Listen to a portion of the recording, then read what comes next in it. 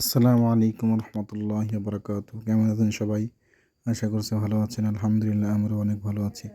তো সবাই যখন মাদ্রাসা ছুটির পরে বাড়িতে আসি তখন সবাই একসঙ্গে হওয়ার পরে কিছু না কিছু প্ল্যান করি। এবারও প্ল্যান করে ফেললাম আমরা সবাই মিলে একসঙ্গে বাড়ির ফুল ফ্যামিলি একসঙ্গে খিচুড়ি খাবো।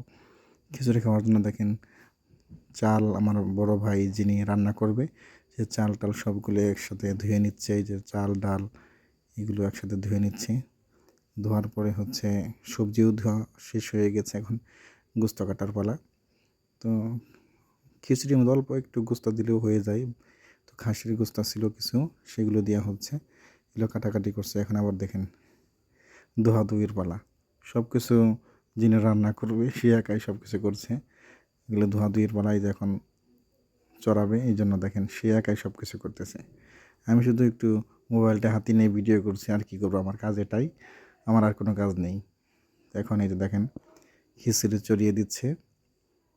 আসলেই সে একা সব কিছু করছে, এই কারণে তার হাতের রান্নাটা আবার আসলেই অনেক মজাদার হয়। সে যে রান্নাই করে না কেন প্রত্যেকটা রান্নাই খুব ভালো হয়, মজাদার হয়, এই জন্য রান্না করছে। এ দেখেন শুরু করে দিয়েছে সব কিছুই। তো আসলে তার হাতের রান্না যারা আসলে খাইছে তারাই বলতে পারবে আসলে কীরকম মজাদার।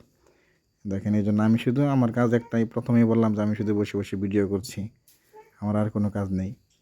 আর রাতের বেলায় তো এই জন্য ওই যে খাবারের রান্নার ভাপার কারণে ভিডিওটা পুরোপুরি ভালোভাবে বোঝা যাচ্ছে না।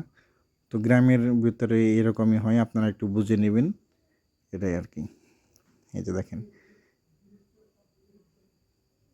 সবজি দেওয়া হচ্ছে, সবজি দিয়ে যে লাড়াচাড়া করার পরে এখন এই চাল দিচ্ছে।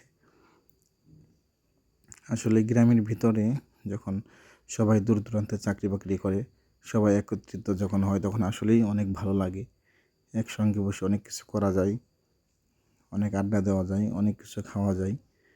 তো সেই ক্ষেত্রটা আমাদের ক্ষেত্রেও একই। দেখেন আমাদের খিচুড়ি প্রায় শেষের দিকে হয়ে যাচ্ছে।